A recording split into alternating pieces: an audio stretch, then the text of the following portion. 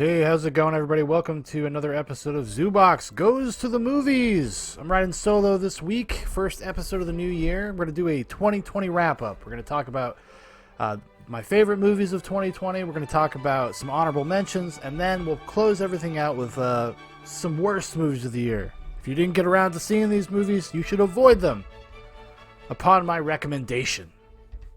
You understand? You understand? Oh, it's going to be such a wonderful time. So flighty. So beautiful, you know?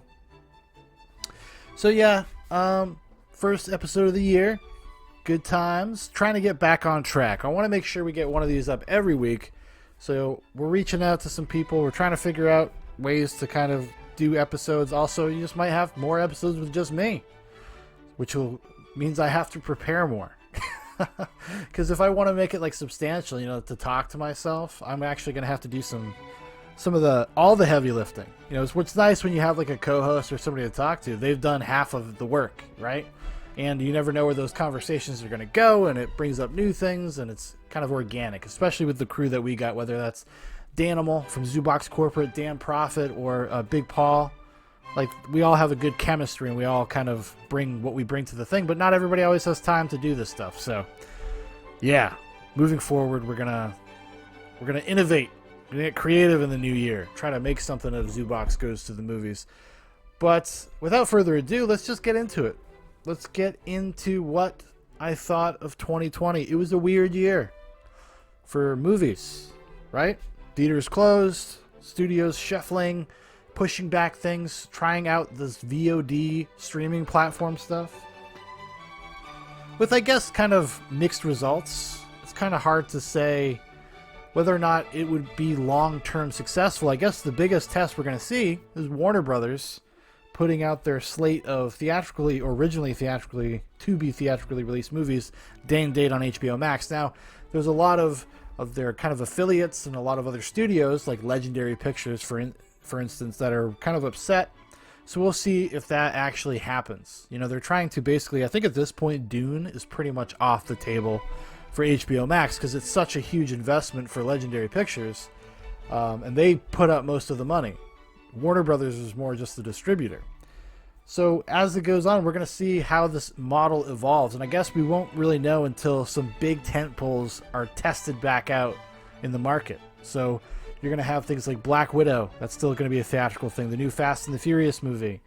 Those are kind of the two new testing grounds to see if people will actually go to the movie theaters, because those are big, broadly popular, broad interest kind of movies where everybody goes to the movies to see those kind of things. Well, I don't, but a lot of people do, right? That's the movie that if you're the type of person that only goes to see one movie a year, you end up going to see one of those movies.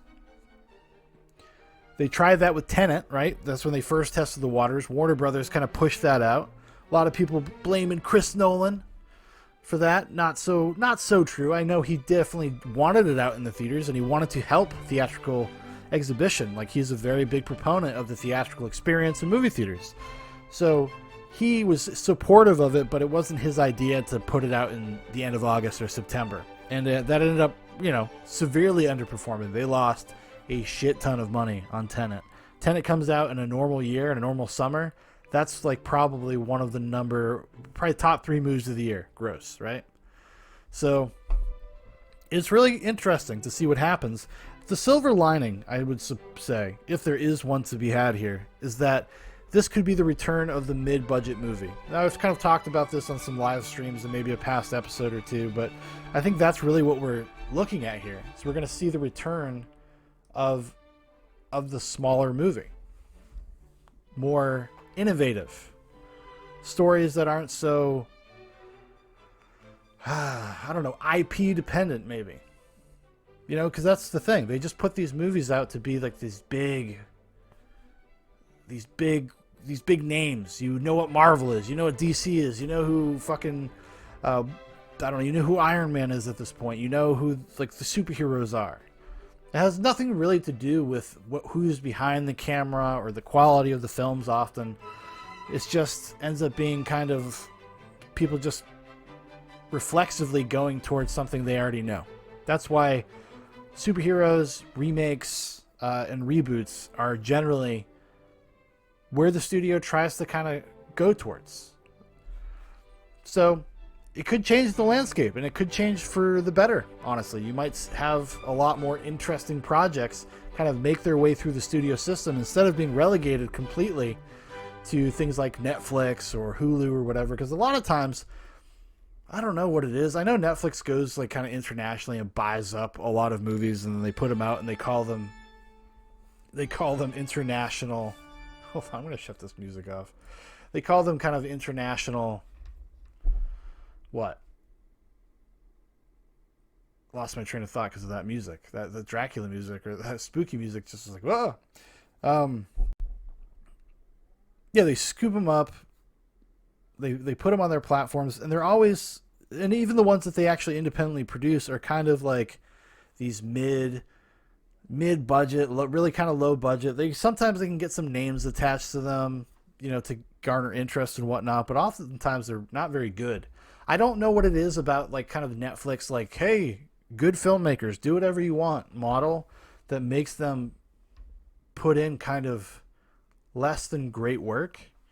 Why is somebody like David Fincher, or the only person that I think has kind of escaped that was Martin Scorsese.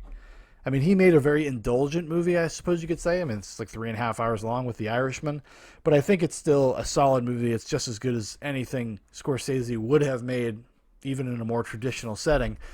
But somebody like David Fincher would be an example. Michael Bay. Who else? There's been some other big names that have done Netflix movies, and there's something about, like, I guess having that creative freedom that actually hurts them a little bit.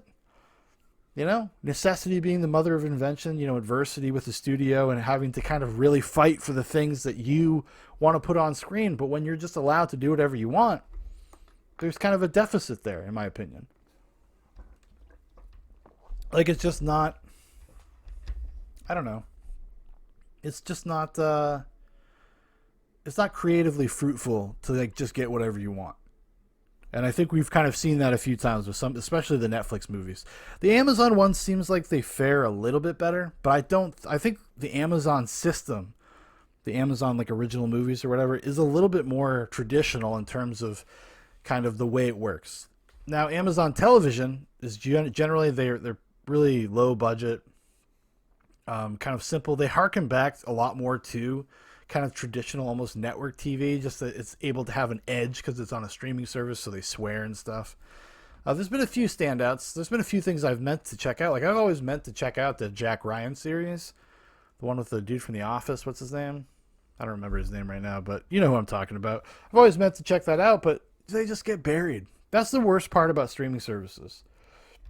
Everything gets fucking buried in the algorithm. There's so many things I'm like, oh, cool, I want to check this out. I want to watch this. And then, I don't know, by like the next day, I've forgotten about it, and it's been completely buried by the system. Netflix especially is kind of awful about promoting their own material, their own stuff. I don't think they put a ton into marketing. That's why they drop trailers so close to release. A lot of times you won't really know too much or even be aware of something that's going to be like a Netflix original film. It's like a month out. And I think they do that on purpose. I think they do that so they don't have so much responsibility to market the movie. And then their own systems just kind of bury it. It's just, I don't know, it's so weird. Such a weird landscape right now. So much garbage out there. Like, and is it going to get better? Like, we're talking about the return of the mid-budget stuff. The return maybe of some more responsible filmmaking. Like, why is every big movie that comes out has to make $1 billion to be profitable? Is kind of an insane model. That's an insane way to live. Even for studios. Like, you are really, like, I mean, your margins are so razor thin at that point if you need to make $1 billion. I mean, sometimes a studio gets lucky and they'll make something that's kind of a mid-budget movie. Like, I don't even know, I'm not the biggest fan of it, but something like Joker is like a very mid-budget. That's a mid-budget movie. It's probably like $100 million movie. Which is crazy to say that that's a mid-budget movie, but that's expensive, but, not by the standards of most big tentpole movies. And that just ends up being a zeitgeist thing. It catches on. Joaquin Phoenix's performance probably has a lot to do with that, and people were excited to see it. That movie makes $1 billion. Now, I don't think Warner Brothers probably thought that was $1 billion movie. So every once in a while, you get lucky on something. But it's so weird. It has to be attached to like this notion of Joker. There's no reason to call that movie Joker. There's no reason to even imply or infer or use those characters or anything. There isn't. You can just make that movie its own thing. I mean, it's a ripoff of just, I guess, okay, quote unquote ripoff, an homage to what? Taxi Driver and The King of Comedy, two of Scorsese's kind of best 70s and 80s movies, both starring Robert De Niro. So, yeah. But anyways, yeah, it's kind of just a crazy way to run a company. If you have to actually kind of have that level of success to make your movies worth making. I don't know. I was hoping people would. I mean, at some point, I was just like, I'm kind of a nihilist. I'm just like, I hope people just stop going to these things. Like, force them to do something different, to be more creative. You can make the argument, I suppose, DC in the past couple of years has had to kind of change track because of perceived failures of the Snyderverse,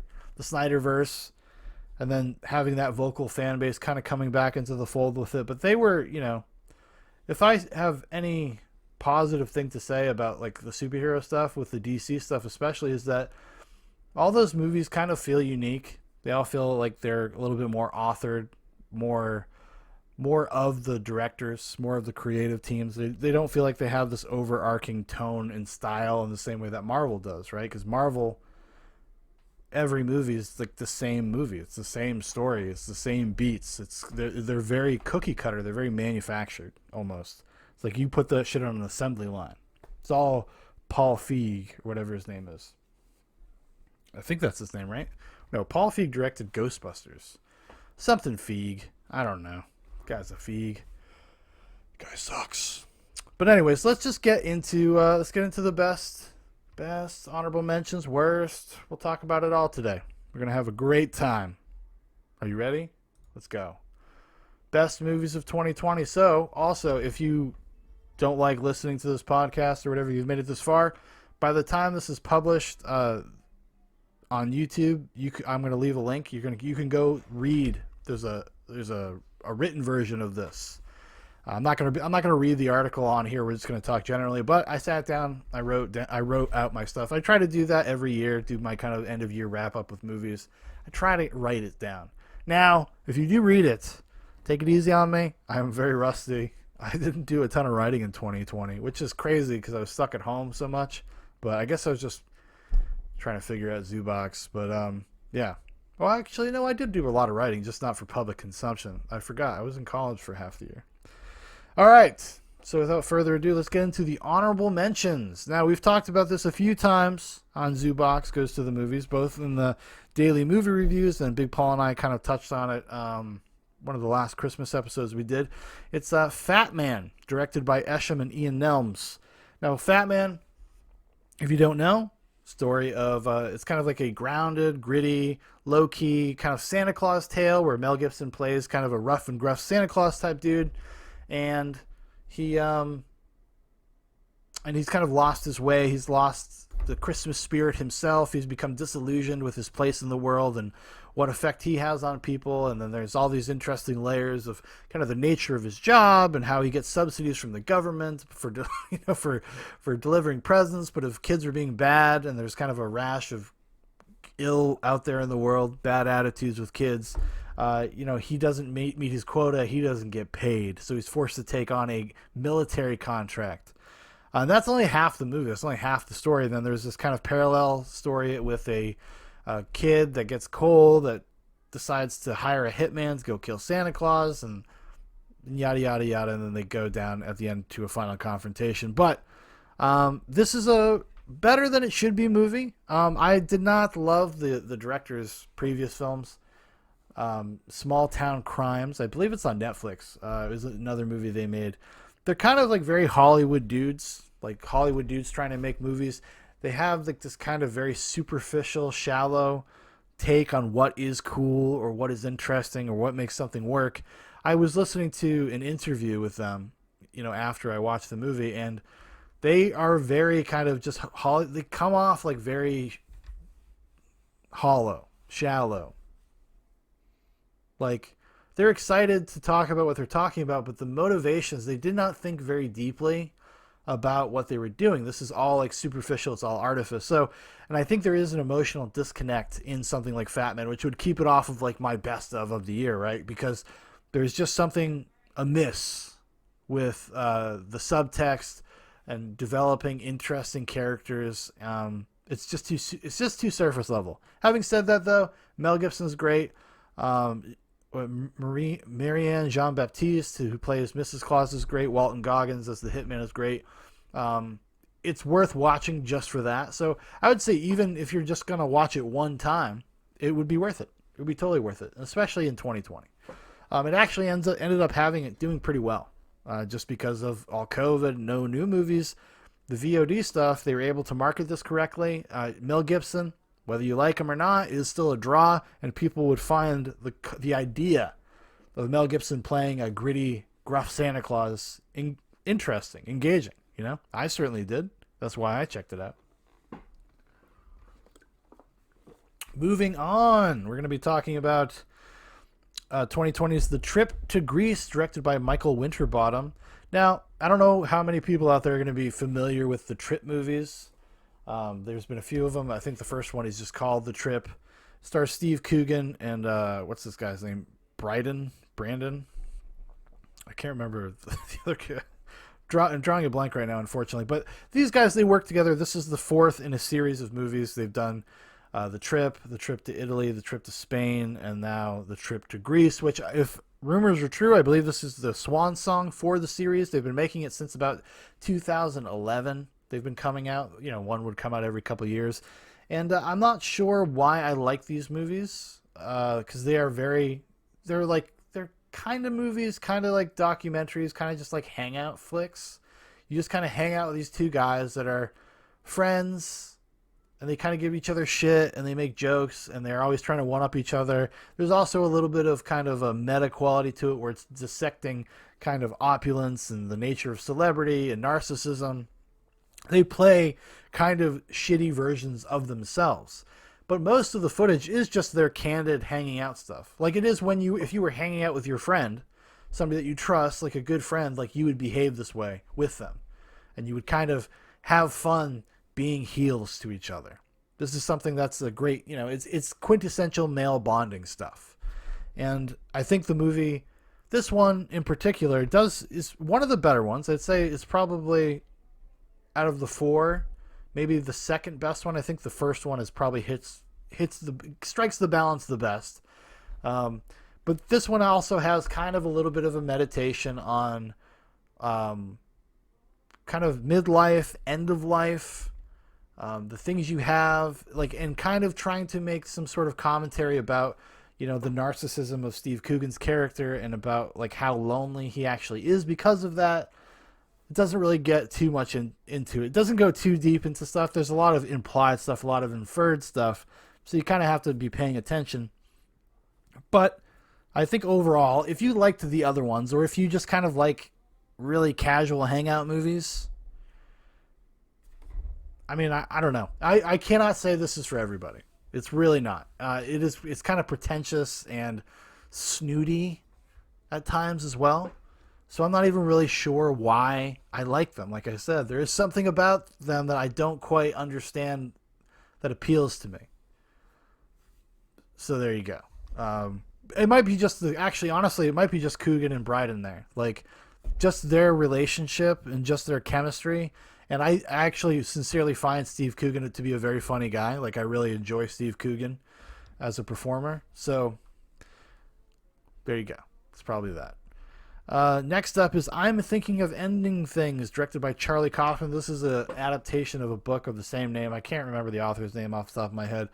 This is also kind of a pretentious movie. Definitely not for everybody. It is weird. It is abstract. Has its head firmly lodged up its own ass. But there is something. It's kind of a meditation or a dissection of life. of parts of or what did I say? Like rites of passage of growing old, of relationships, and how those affect you and how they affect the people around you, and why do you ultimately stay with a person. And then it has like this super meta layer, which is par for the course for Charlie Kaufman. If you don't know who Charlie Kaufman is, he wrote like Being John Malkovich, Adaptation. He directed and wrote Synecdoche, New York. This is his latest movie, and it's very much in line with those things. They're ponderous. They kind of make you a little anxious in a certain way. The characters are often annoying, and you're not really supposed to like them all the time. I think that's actually part of the point of it. It's like something you're just not actually meant to enjoy parts of these movies. And I would say I'm thinking of ending things is something that asks you to kind of wallow in the misery with these characters. And there's a big meta layer to the movie though, and it's something you could actually not even understand is happening. This thing is stacked with literary references, going from everything from just film criticism to art culture stuff to actual ancient works like ancient Greek stuff. Like there are so many layers to the movie. It's really easy to miss stuff. It's one of those movies where it's just like I don't think it's for everybody, but I probably would recommend it if you're like kind of a cineast, if you're into film. I would recommend it to you, and even though I would say that you might not enjoy it, because there's so many interesting things going on. Like Kaufman isn't super interesting filmmaker. He has something to say. He does very idiosyncratic, very much unique personal works, you know? That's where his position comes from. I would say it's kind of like an amalgamation between like Anomalisa, which is the movie he did with puppets. He did a puppet movie a couple of years ago. I think that was the last thing he wrote and directed. And not so much Being John Malkovich. Well, I guess it has a little bit of Being John Malkovich in it.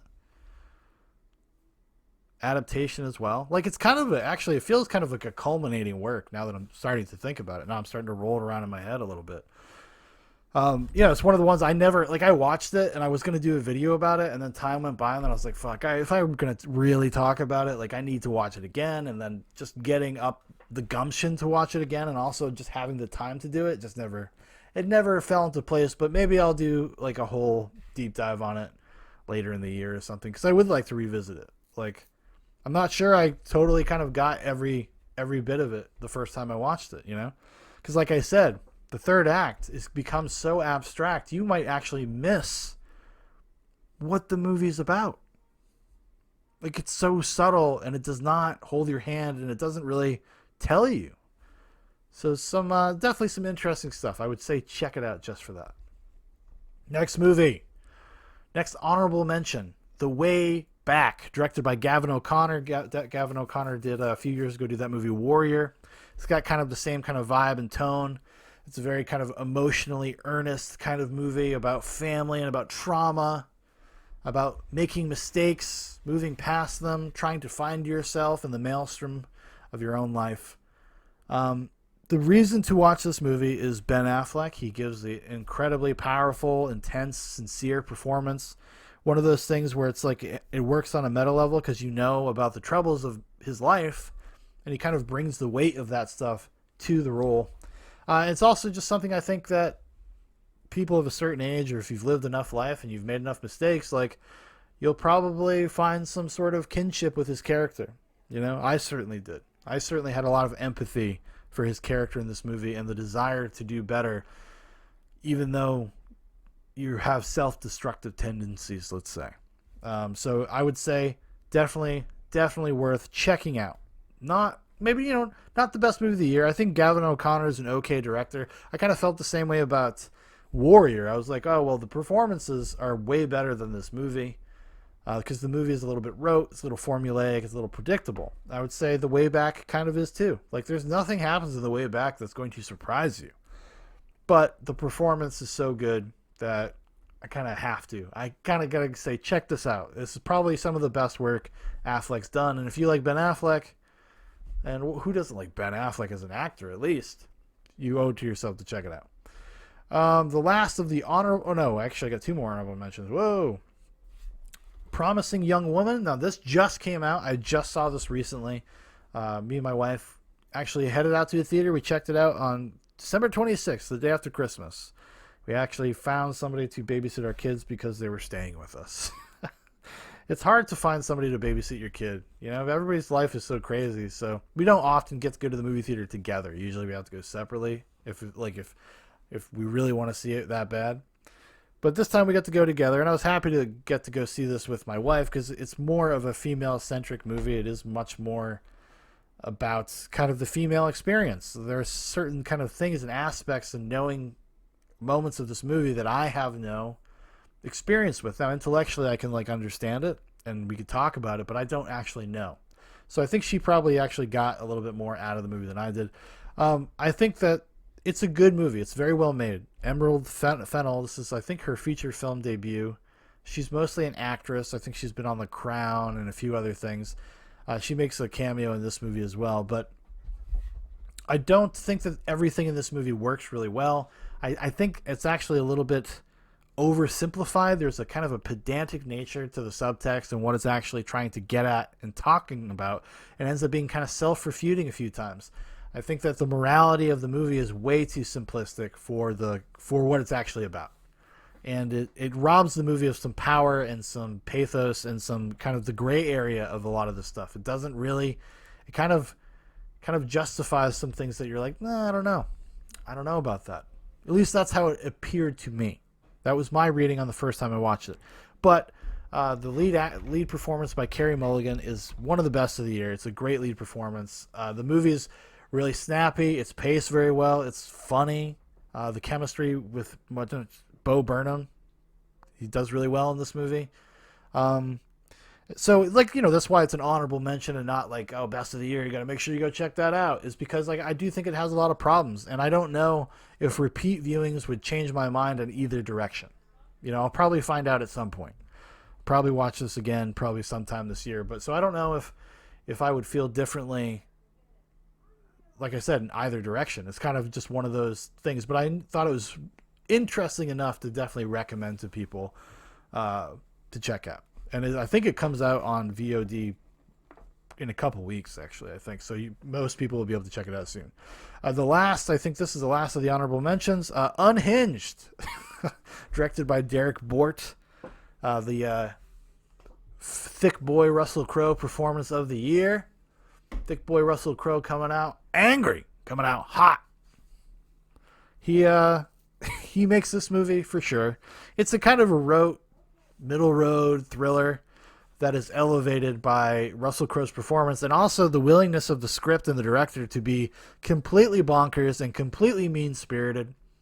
There are things that the escalation in this movie is fucking nuts. It's fucking nuts. Unhinged is an appropriate title for this film. And that starts at the very beginning. You're just immediately into it. You're like, wow, this is some crazy fucking shit. This is some crazy shit.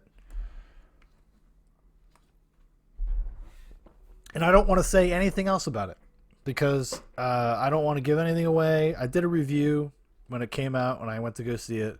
Because this was actually one of the first movies, I think, like when theaters started opening back up, like the bigger ones. At least they did for a few months, like Regal and whatnot.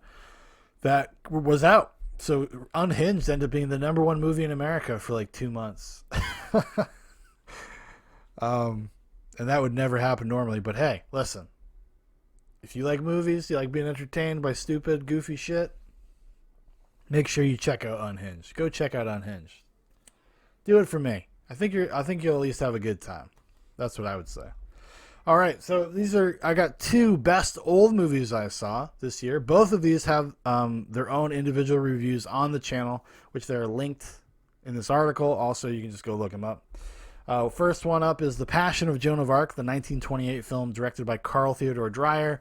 This is a fucking amazing movie. I'm so happy I found it this year. It's because I was kind of just going back. I wanted to watch like older movies, get into some silent film. I have a lot of blank spots in that, or not blank spots, but a lot of blind spots rather, in that field, in that vein of that stuff. I just don't like have I would say from like 1920 to 1960, there's a lot of, I've seen a lot of the classics, things like Casablanca or Wizard of Oz, not Sound of Music, Gone with the Wind, The Maltese Falcon. Like, I've seen a lot of the big ones, right? So I'm just kind of going in there and trying to fill in some blind spots. Passion of Joan of Arc was something I had always seen. I had always seen this picture. If you're watching it at home, there's a picture of, it's a close-up of the actress Maria Falconetti as Joan. And the story takes place as kind of like the end of Joan of Arc's life, and she's on trial. And it's the trial of Joan of Arc, basically. And the movie is a beautiful, beautiful movie, and it's mostly shot in these extreme close-ups, and it has this kind of German expressionism type of sets that are kind of minimalist and sparse, but big and beautiful. And Carl Theodor Dreyer, 1928, this is the invention of a style. Like, this is like Citizen Kane levels of, like, you ain't never seen nothing like this. You've never seen something like this before. And even today, I watched it in 2020. I was fucking blown away. I was blown away by how powerful it was, how engaging it was. I couldn't take my eyes off the screen. The casting was so perfect for everybody, whether it's the Inquisitors or it's Joan herself, Maria Falconetti, which I cannot say enough. It is one of the great screen performances of all time. That's how taken aback I was by it. Like, of all fucking time. Ain't no joke. Ain't no slouch, this movie. Now, you may think, like, oh, I don't want to watch a silent movie. That wouldn't be my thing. I'm not into silent movies. That's too much. That's too movie nerd for me. Give it a shot. Give it a chance. Watch it for a half hour. See how you feel. I have a feeling you'll be more engrossed and pulled in by it than you'd think. And it has, and it's one of these movies that could have been lost as well. So you got to have respect. Okay? Gotta have respect for this movie. The Passion of Joan of Arc. But yeah, definitely check it out. It's actually on HBO Max or the Criterion channel. So if you have HBO Max, it's on there as part of their Turner Classic Movies section. Which has a bunch of Criterion movies on it. That's where I watched it. HBO Max ended up being like my favorite streaming service of the year because it has a deep bench of like classics. So there you go.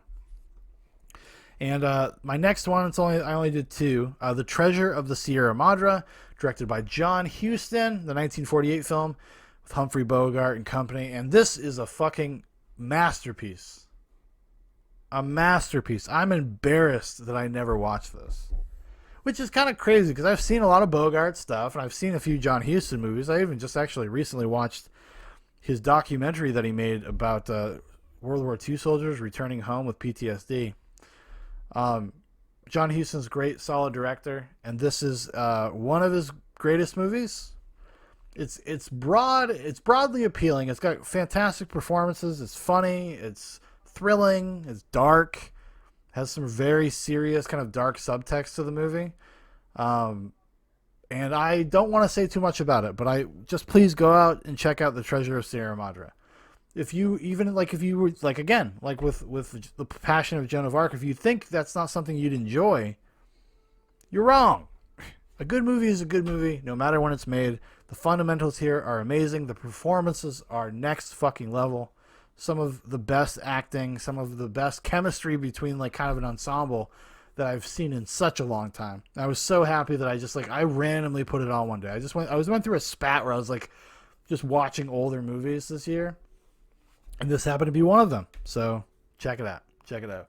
All right. And without further ado, let's get into the best movies of 2020. The best ones that I saw anyways. I didn't see everything. There's a bunch of stuff that maybe could have made it on the list that I didn't end up watching. But that's not what we're going to be talking about. We're going to be talking about the ones I did see. Some surprises, some no shits, but not all of these got a review this year on the channel. A lot of them did though, and they'll be linked in this article if you want to go check them out. So the first one up is one of my biggest surprises of the year: Murder, Death, Koreatown. This is a movie I just kind of randomly stumbled on. It's a found footage movie that has complete commitment from his creators. The director is anonymous.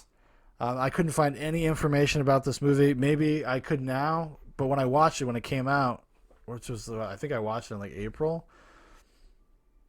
I think so, somewhere around there. I couldn't find any info about it. And what I found was a very kind of interesting, meta, thoughtful found footage movie.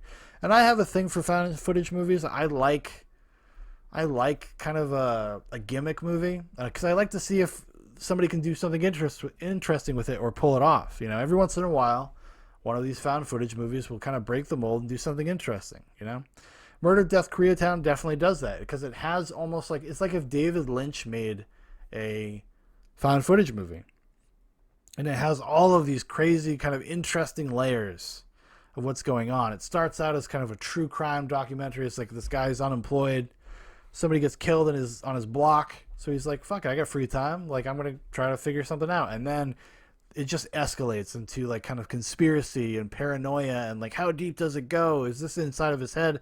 Is it actually what he's showing us the truth? Is he setting us up? Like, you don't ever really know. There's such an unreliable narrator kind of vibe to it, even though you think you're ostensibly watching, you know, just random footage of this dude living his life. Look, he's trying to solve this mystery. But then it does what a lot of these movies kind of never really address, but it uses it to its advantage. It's like, well, who put this together? You know, there a lot of times found footage movies that's just not a concern, right? Actually, one of the only it's like a found footage series that actually addresses that as well was what Marble Hornets. It's all on YouTube, I think. It was a YouTube show that they made over like 4 or 5 years. These three guys, and that one also kind of answers that question inside the conceit. And this one, while I don't think it directly answers it, it doesn't say it out loud or whatever. It is, it's definitely there though. It's like implied because of some of the things that happen. And I don't want to give it away. It's a really fun, wild ride. I think it's worth your time, even if you are not necessarily into found footage movies, or if you are really into found footage movies. Here's something fresh. Here's something kind of original. The next movie is director Josh Trank's Capone. Now, I watched this. I did a really kind of a longer one, too, so I'll keep it brief here. So this is an interesting character study. It's kind of about the end of Al Capone's life, about kind of his dementia from complications from syphilis that he got when he was younger, working as a bouncer in a whorehouse. And it's just about kind of him losing his mind and about the kind of the police kind of pushing in on him. It doesn't. What the cool thing about Capone is, I'd say, other than kind of a character study, and there's this whole thing where this guy is kind of his life is coming full circle, and he has to kind of face the man that he was, and while he's also losing his mind, and he doesn't recognize himself anymore. He doesn't recognize the person that did those things. So he's kind of there's layers of denial. There's some interesting stuff in there. But one of the things I think that it does the best is try to put you in the headspace of him by being unreliable. Like, it's a visually unreliable movie. You never know if what you're looking at is in his head or if it's really happening. And then they do things where you are directly kind of in Capone's POV because people appear and disappear, and he's in rooms and then walks, and then he's in a different room, and when he turns around, like, it does stuff like that kind of constantly throughout the movie just to kind of keep you disorientated. So you really kind of get in the headspace of Capone. I think it's kind of underrated. I know people were not everybody was into it. I think it even made some worst of the year lists. Some of that might have to do with Hardy. It's a very Tom Hardy performance. Like, you know, when Tom Hardy's doing a character and he ends up being kind of big, kind of over the top, and he does like a silly voice, yada, yada, yada. Like, he's doing that thing. That has never bothered me. I even, to some degree, even enjoy that. I look forward to a Tom Hardy performance. So it worked for me. It might not work for you. You might find it too comical. It does, and it also has a very kind of methodical pace. It's really I mean, not that it's not paced poorly, but it has its own rhythm that people might feel is long-winded, even though it's like a 90-minute movie. It actually feels longer than that, though, because you really feel like you were taking the time to kind of sit with somebody kind of losing it. And I enjoyed it. I really liked it. I liked it. In a year that not a ton of stuff came out, they made the list. They made the cut. Next up is The Invisible Man, directed by Lee Winnell. This is his sophomore effort. He did a movie called Upgrade, which I would totally recommend. I think we reviewed this on an old Zoobox Goes to the Movies last year. This was the last movie that I saw in theaters before like all the theaters got shut down in the pandemic. The only real reason I wanted to see this was Lee Winnell. Like, Lee Winnell is an impressive craftsman. Upgrade is a great debut for a director, especially if you're into kind of cyberpunk genre stuff, near future stuff. Super great director. He's a craftsman. He knows how to build tension, and he was good friends with James Wan. He's worked with James Wan a lot. If you know, James Wan they actually both got their career started with the Saw franchise. Even though they were only really, really involved in the first one, the Conjuring movies, Insidious. So that's kind of where he comes from. That's his background. And I would say, honestly, as a director, I prefer him to James Wan, even with the genre stuff. There's something really, really impressive how well he's able to execute on this stuff and actually have like legitimate jump scares that work. They don't feel super telegraphed. The way he uses negative space. I mean, the bad guy in this is an invisible dude. And the movie is really great about sometimes kind of just like, lingering on a shot for just a few seconds too long because the movie is trying to register to you, or he's trying to tell you that there's somebody there. So that's why it holds on the shot. So the whole movie has this great feeling of dread and unease throughout the whole thing. It's the subtext of the movie is a little messy. It's kind of like in the same way that Promising Young Woman was kind of like a Me Too era movie. I would say The Invisible Man is as well. And it depends on how you read the end of the movie in terms of whether or not you think it actually kind of acknowledges its messy morality or not. It's kind of unclear. Because it's just... the thing with these movies is like the blind vengeance thing is suddenly being looked upon as a good quality, maybe. Even if you go back to some of the revenge thrillers from back in the day, like take something like Death Wish. Now, granted, the sequels to Death Wish turns into a kind of a cartoon, but the original one, well, they all have Charles Bronson, but Charles Bronson, late 70s, Death Wish movie. It's not the end of the movie, the conclusion of Death Wish, which is completely undermined by the sequels, but the conclusion of the original Death Wish is not that this is a good thing. It is that this is a hollow, empty pursuit, and you will never be sated. You will never be satiated by anything that you've done here. You'll never know. You can't just blindly go out and kill people you think are bad and feel like you're going to have catharsis or you're going to get something back.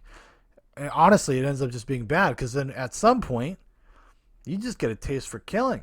You just get a taste for it and you become kind of a bad person.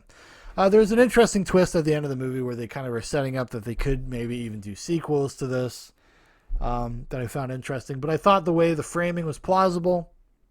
I really liked the performances. I thought, what's her name? Elizabeth Moss was pretty good in this movie. I'm not even a huge Elizabeth Moss fan per se. I've never watched The Handmaid's Tale. I thought she was okay in Mad Men as Peggy. To some point until they just kind of the writing gets bad for her character. But she's a good actress. She's good in this. And but the real star is the director. I would say the real star is the director of this movie, and that's what makes it ultimately one of the best movies of the year. Next movie is one I actually watched recently. I recently caught up with this. I was trying to just catch up with some of the stuff that people had, reviewed well. Things not just blindly, but I was like, things that maybe might make my list, right? This is called The Wolf of Snow Hollow, directed by Jim Cummings. This is his second movie. This is follow-up to a movie called Thunder Road. And it is kind of a horror, comedy, mystery, psychodrama kind of movie. Where it's really more, the subtext of the movie is really kind of about the male id and the male ego and about kind of legacy and responsibility. And are you a slave to kind of your your genetics or your family line, your family history? The director, Jim Cummings, is also the star of the movie. and he puts in a good fun performance. Kind of even you could say a brave performance, I guess, because he's kind of such a shitbag. You don't really like him, and he's working through kind of a midlife crisis during everything. Yeah, and it ends up having a decent little kind of murder mystery that's going on. There's a parallel there between kind of they think a werewolf might be out killing people, and then kind of the main character's kind of unchecked rage that he has and how he explodes emotionally on people. Then they try to draw some parallels there between what's going on in the town and his personal life to some success. It's a little muddled. There's also a lot of things about kind of how women have to deal with men, because the most competent person in the movie is his partner or his coworker, who's like a female sheriff, and there's some little small asides to how she feels about like what's going on, his behavior and his attitude, and like this kind of there's an unrequited sense to her where you feel like she's like this perpetual maternal figure in the life of all of these like dipshit guys. And some of that stuff works. It was not super heavy-handed, although I mean there's a few moments where you're like, okay, but like for me it's all about writing. I don't mind social messaging or subtext or whatever, but keep it in your subtext. Like don't spell it out for me. Because it's patronizing and it feels just condescending and often just is bad. It's just clunky. All right, next movie up is Another Round, directed by Thomas Vinterberg, starring Mads Mikkelsen and some other guys. Some Swedish film, I believe. So yeah, I was interested in seeing this because I like Mads Mikkelsen a lot. Actually, he's one of my favorite kind of current working actors, and also because this team had worked together before on this movie called The Hunt. I think it's 2014 that movie came out. That was really good. It was this kind of really good kind of small town drama, mystery drama. I don't want to say too much about it, but it was really good. And this one, they kind of tackle the concepts of middle age and trying to find happiness in your own life and your relationships and kind of what your behavior means to the people around you and how you learn to live with yourself and get out of ruts and whatnot. So there's this group of guys, they're all high school teachers, and they decide to do this experiment where you keep a 0.5 blood alcohol level in you at all times when you're out at school and you're working and you're in the public. And it's supposed to, because your inhibitions are gone. You can let go, you can cut loose. So it's about kind of maintaining a buzz, I suppose you could say, for for an extended period of time, and while you're doing kind of regular life stuff, and see how that works out for you. The performances are great. It's a kind of a very sweet, tender, funny movie. There is a little bit I found a little bit bothersome a little bit because it kind of obfuscates the responsibility of the other people in your life as if they have no bearing on how you feel or act and it's all your fault. I don't know if that's just kind of the limited scope of the story itself, so maybe we don't see enough of his interactions with the rest of his family or whatnot, but there was something I felt a little scapegoaty, a little off, a little unfair maybe even to the main character, but overall, one of the better movies of the year, and really enjoyed it. Had a good time watching it. Next up, Color Out of Space, directed by Richard Stanley. This is his kind of return. This is the first feature film he's made since, oh gosh, long time. Is it the first thing he's made since like back in the 90s? Since he got booted off of, what's it called? The Island of Dr. Moreau. You remember The Island of Dr. Moreau from the 90s? Well, Richard Stanley, that was his movie. And he got fired a couple weeks into filming and replaced by somebody else. So this is his, I guess his big return. He's a very eccentric, very weird guy that's into kind of spiritualism and the occult stuff, and obviously loves H.P. Lovecraft. So this is a direct adaptation of an H.P. Lovecraft story of the same name. And I actually read the short story after I watched the movie, and I was kind of impressed at the adaptation and how well Stanley kind of modernizes, but also stays very faithful to the source material. Like the spirit of the short story is very much in place here, and a lot of the same beats are here as well. It changes the perspective of where the story is coming from or who's telling the story. Excuse me, but I think it ends up being really good. It's a low budget movie. You got to take that for what it is. You got a crazy Nicolas Cage performance. You like kind of the stereotypical Nicolas Cage crazy stuff. He delivers here. It reminds me a lot of this older Nicolas Cage movie called The Vampire's Kiss, where he does this kind of British fop character. You'll see moments in this movie where he's doing that performance, and there's a reason why he's doing it, but interesting nonetheless. It's a fun genre movie. It's got some great special effects, some great practical stuff. If you're into that kind of stuff, it does feel like a movie that could have come out maybe in like the late 80s or early 90s. It has that kind of scope, that vibe to it. Maybe actually might have even been better if it had come out at that time, because I think you would have had a more of a grittiness to the movie. One of the problems I think with modern low budget movies, because not all of them can figure out how to do this, is like especially with digital filmmaking, there's a kind of a cleanness to it all that I don't love. I like a little grain. I like the texture of film, especially with stuff like this, especially with like kind of genre horror stuff. I like that little extra kind of tangible sense to it. And so if I had a complaint, I'd say that maybe it's a little too clean looking, but I think it's totally worth your time, though. Totally worth your time. Next up is Possessor Uncut by Brandon Cronenberg. That's right. This is David Cronenberg's son. This is his second movie. The first one was Antiviral. Came out back in 2012, I think.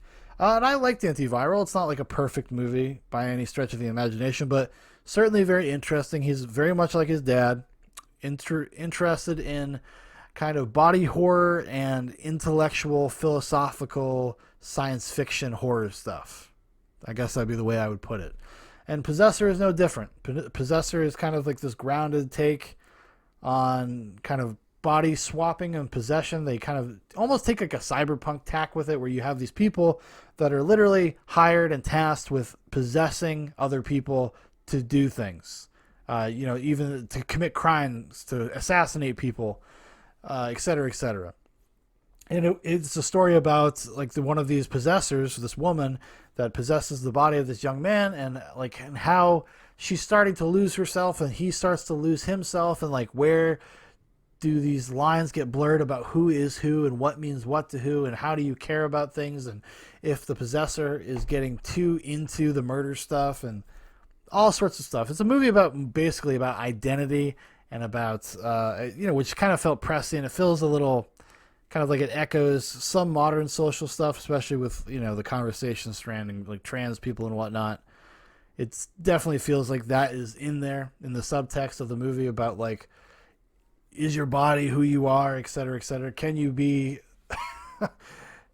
born in the wrong body with the wrong kind of life things? I don't know. There's a lot of interesting stuff. I don't want to spoil too much.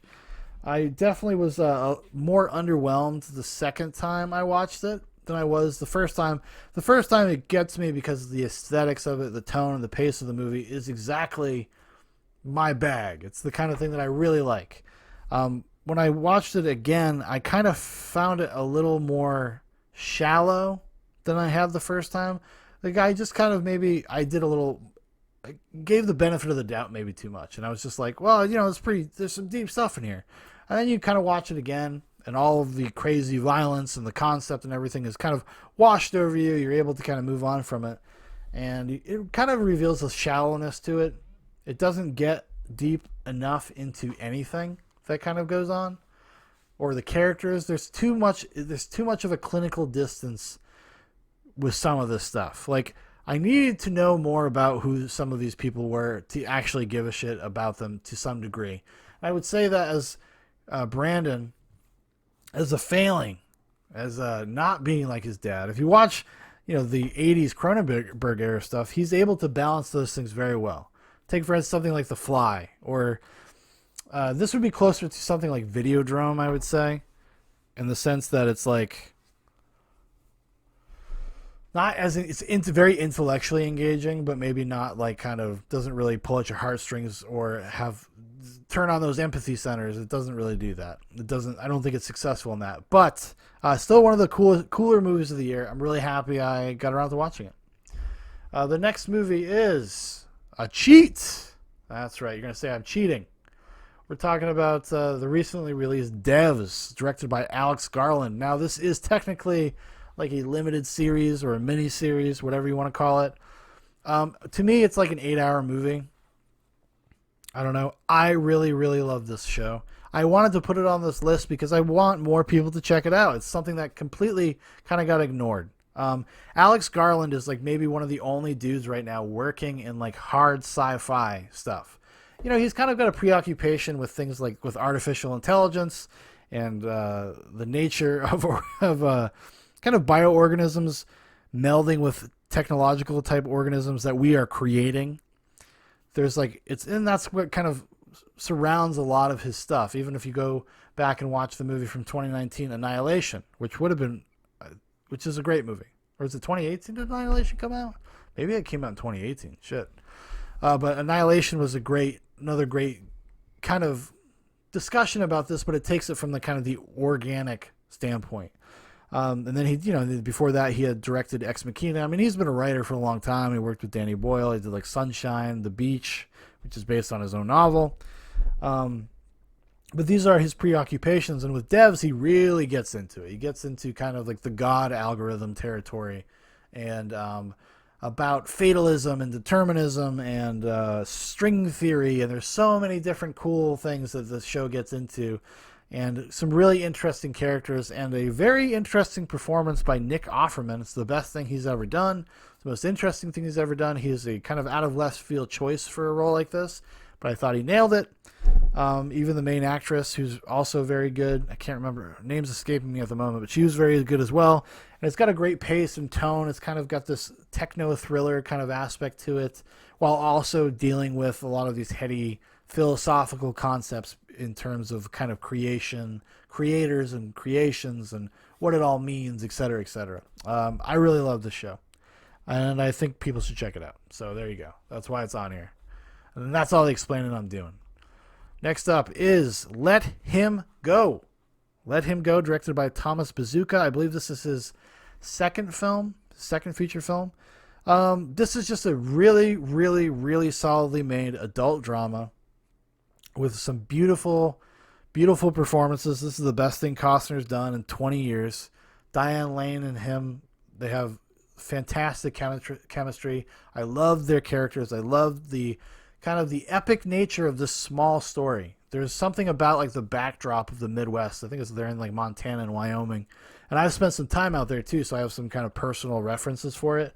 But it's like they're going on this grand, almost like Lord of the Rings epic adventure to go get their grandson, and all these things, and learning how to kind of cope with the death of their son, and trying to preserve his legacy in some way that makes sense to them, and coming to terms with all that stuff. It's a beautiful movie. It's got so many great layers. Now, not like a perfect movie, and I think actually if you watch the trailer sells you something that's a little bit not what the movie is. This trailer is a little bit more like, I don't know, what would I say? Makes it look like kind of more of an action thriller. It's not. It's kind of a quiet character study. But it's punctuated by these really great, memorable performances. So even when it does kind of get into slightly thriller-esque territory, it all works. It's one of the bigger, pleasant surprises I had for the year. All right, we are at our number one movie for the year. We're number one. Let's talk about Tenet. That's right, Tenet, directed by Christopher Nolan, written by Christopher Nolan, everything by Christopher Nolan. I would be surprised if he didn't act out all of the parts before he let his actors in. A consummate professional. This is his another one of his big, populist, popcorn munching, crazy, a little bit smarter than it needs to be science fiction movies.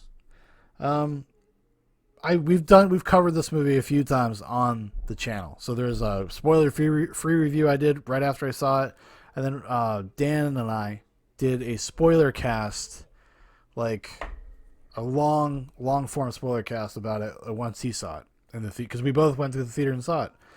I would say this. The only thing I really have to say, I guess, talking about the movie is like this movie caught a ton of shit. I think because of the pandemic, the circumstances it came out, so the critics were like kind of incredibly hostile to the movie. I don't know if it's. I wouldn't say it's like Nolan's best movie, but even like a okay Nolan movie is better than most that comes out. But the thing that I find so frustrating in a landscape that is nothing but fucking garbage. There's nothing but these garbage commercial movies in terms these superhero movies and just sequels and reboots and whatever. You have a guy that's going out there making these big popcorn populist movies, these standalone original concepts, original IPs, pulling off some of the best action set pieces in the ever in the history of mankind, in the history of cinema. The guy has a deep love and appreciation for the concept of cinema and what it means and what a camera does. I was watching the making of this actually last night, and the way he describes it, he's like, this is a story. He's like, the cool thing about this kind of stuff, about the relationship between the camera and time, is the first time that humans ever got to experience something that isn't just linear time, that isn't just normal, everyday pace. You know, that's the first time film allowed you to see slow motion. Film allowed you to see things go backwards. Before that, that was not a thing. People didn't get to see that kind of stuff until like the late 1800s. In terms of, you know, so it's kind of opened up the door, all these possibilities. And when he takes that kind of concept in Tenet and just runs with it. I mean, Tenet is full of some of the most exciting action I've ever seen. And seeing it on camera, on the big screen, I actually went to see it in IMAX as well, like, was awesome. It was a fantastic experience. It makes the best argument about why the theatrical experience is probably worth preserving, is going to see something like Tenet. You know, it's a little bit messier than a lot of his other movies, and I think he's getting better at the exposition dumping stuff, like learning how to exposition dump in more interesting ways. I would still say Interstellar is probably my favorite Nolan movie, but I'd maybe put this like number 3 if I were to rank Nolan movies. I don't know. Now I'm just kind of thinking on the fly here. How would I rank the Christopher Nolan movies? Interstellar, I think that's just from becoming a dad. Interstellar became like my favorite. Maybe Interstellar, Inception, Tenet? Then what? Insomnia? Dark Knight? I don't know. You know what? It'll be fun. Maybe one of these days when I don't have a guest or something, I can go and we'll rank all the Nolan movies. Might be fun. Anyways, so that does it for the best movies of the year. Now we're gonna briefly go into some of the worst movies of the year. I didn't take a ton of time to do anything special or anything like that. I didn't include it in that article that I wrote. Because I don't know. I wasn't going out purposely watching bad movies this year either. Like sometimes I'll go out and seek something that I think is bad. In fact, sometimes when something gets mediocre or bad reviews, it makes me more excited to see it. That's how I felt about even Wonder Woman 84, which is not on this list. I didn't think it was even close to one of the worst movies I saw this year. But when I heard that it was getting very mixed reviews, I was like, oh, that actually makes me want to watch it. I might not have watched it if it had just been like effusive praise or just got shit on entirely. Actually, if it had been shit on entirely, maybe I would have checked it out. I don't know. There is something glorious about a giant train wreck. But anyways, so these are in no particular order. I didn't have time to order them or anything like that, so we'll just get into it. We'll just check them out, see what we can do here. So the first one we actually reviewed on the channel, me and Danimal from Zoobox Corporate, is Daniel Radcliffe's Guns Akimbo. Daniel Radcliffe's. He didn't direct it or anything like that, but Guns Akimbo is a high concept kind of sci-fi movie, kind of a mixture between, I don't know, the social media meets The Running Man. There was a movie that came out a few years ago that has kind of a similar concept called The Nerve, with Julia Roberts' like cousin or whatever, or niece, whatever the hell that chick is. But yeah, it's not great. Daniel Radcliffe is not a good actor. It never does anything super interesting with the concept. Like, it has this interesting avenue that it could take. It's kind of a dystopian sci-fi movie where these people get signed up at random to be part of this like this murder, death, kill game show, internet game show. And the movie never does anything interesting with the concept at all. It is so straightforward. It's so kind of contrived and contrite, and I don't know. It was not for me. Did not love it. Next up, Force of Nature. Oh my God, another Mel Gibson co-starring direct-to-video film, starring co-stars Emil Hirsch and Kate Bosworth. And this was not good. This was bad. I wouldn't even say Gibson was. Gibson actually seemed pretty bored, and he's barely in the movie. So you get Gibson on the poster, you know. I actually did a review of this on the channel, so you can go check that out. But yeah, not a great movie. Even to see Mel Gibson, not a great movie. It's got structural problems. It's got just the storyline itself is just not very good or interesting, and I don't know. Did not scratch the itch for me. Next up, The Tax Collector. Oh my goodness. This is the new David Ayer film. David Ayer, famed director of Fury, End of Watch, Suicide Squad, Bright. Well, this would be more in line with like Suicide Squad. It is a fucking mess. It seems like I don't know what the hell happened with this movie. It is all over the place, and it's crazy because Shia LaBeouf became like a cholo or whatever you call those dudes. He got like a fucking chest tattoo to make this movie. Wanted to get so into character, and it is not worth that kind of effort. Like, it's a bad movie. Shockingly bad. I would say, not like I said, I didn't rank these or anything like this. This is the worst movie I sat through in 2020. I mean, just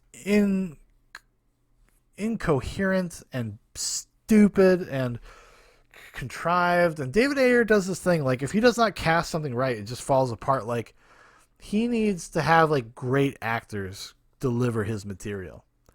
And then there's some post-production stuff. I don't know what, like, I was willing to give him kind of a pass, right? Because I liked Fury. I liked End of Watch. I thought they were interesting movies. Fury, I probably didn't like it as much as some people, but I thought it showed a lot of promise as a director, right? And then he did like Suicide Squad, and I was kind of willing to give him a pass. I was like, it seemed like the studio really fucked him on that. Then he did Bright. That was not great either. Also, but I didn't really despise it. I just thought it was just like really undercooked. And then you get The Tax Collector. You're like, okay, this is a pattern. Because this is a movie he obviously had way more control of and input, and it's because it's not a super high budget movie or anything like that. And it's about a subject and territory that he seems to enjoy exploring. What did he also do? Harsh Times. Is that the first movie he directed with Christian Bale, who also plays like a Mexican cholo dude? I know I'm not using that term correctly. Don't bother correcting me. Anyways, so next movie on the list, Greed, Michael Winterbottom and Steve Coogan. So same team that does those trip movies we talked about in my honorable mentions.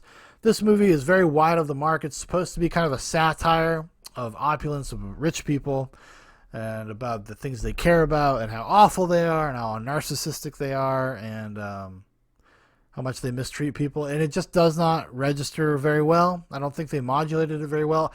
Because at the same time, they want to do this kind of satirical critique, but they also want to make a movie with like real characters. And I think that they just don't balance the tone well enough. There's just something off. So you never feel very comfortable sometimes with what's going on or what is being propped up and what is being knocked down. You're never very clear. It's never very clear. Because all of the characters are just awful. Which, it could work. You could do that. I think it's just a balancing thing. Because it's ultimately supposed to be kind of like a dry comedy. I just think it's a little wide of the mark. I just don't think they did a great job with it. Which is a shame, because I like Coogan and Winterbottom. I like, Tristram and Shandy. Like, I've liked them for a long time. So, yeah. You can't win them all, guys. Next up, The Midnight Sky. Oh, one of Netflix big Christmas drops. Directed and written, starred George Clooney. This movie fucking sucks, dude. George Clooney is a phony. He's like a faux intellectual, and the movie's just like, so pretentiously and aggressively like ponderous about the dumbest things. Like it has nothing to say about anything.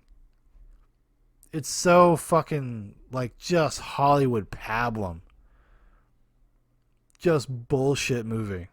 And the storyline, even the plot, the characters, everything's so fucking up its own ass.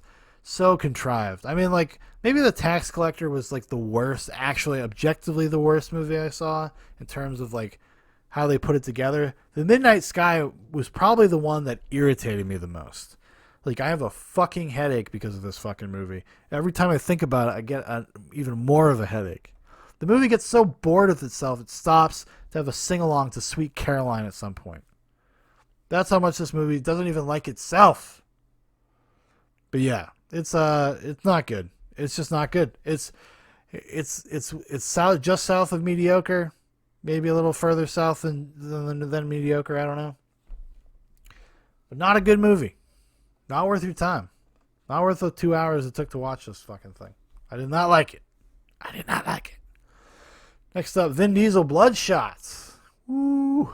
Oh yeah, Vin Diesel wanted a superhero franchise, so they went to grab one of these like indie IDW or something like that comics, and it is not good. It is not good. I think even it's very much feels like a movie made from like 1999, early 2000 superhero stuff. Vin Diesel is not cool. I know people, maybe they'll disagree with me. Vin Diesel is the least cool, least credible action star out of all these people that get pushed on you in the modern era, but I find Vin Diesel to be so fucking boring.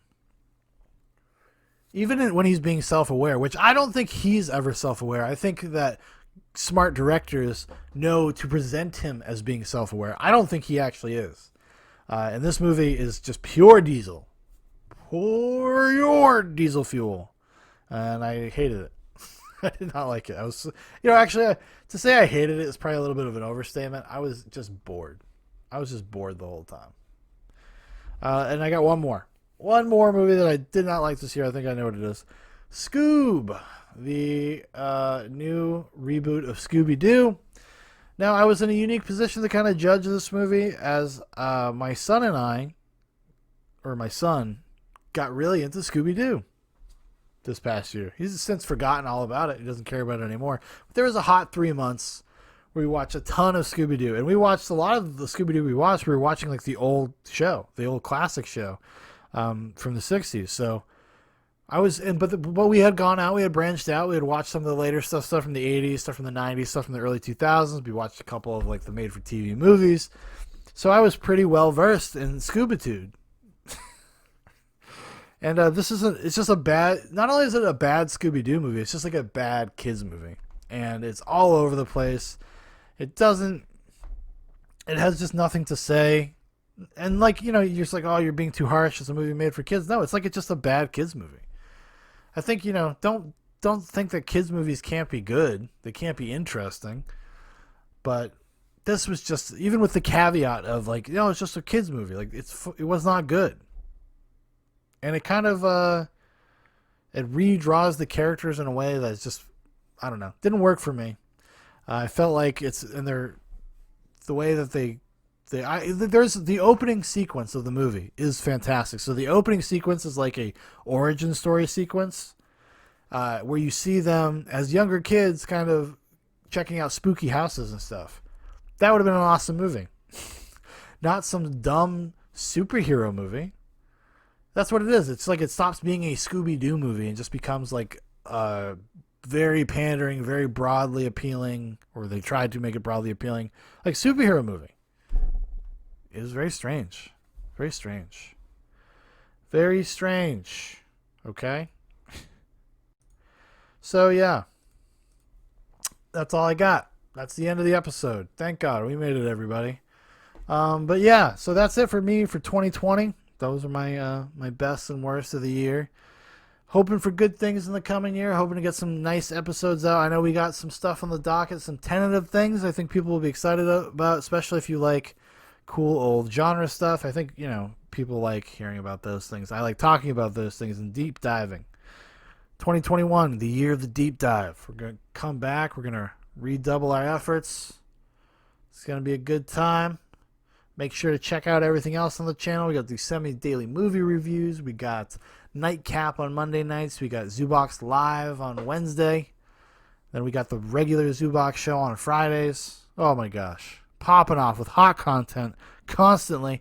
But I want to thank you all for checking out the video, checking out the channel. And if you'd like to know more about ZooBox, you want to keep up to date with everything ZooBox, there's a bunch of links in the description for Facebook, for Instagram, for Twitter. Also, if you'd like to make a recommendation for a future episode of ZooBox Goes to the Movies, or for one of the semi-daily movie reviews, or even just a topic to be discussed, got any interesting kooky videos you want to see watched on Nightcap or ZooBox Live, let me know, and we'll make it happen. All right, everybody. You have the best one ever, ever, ever.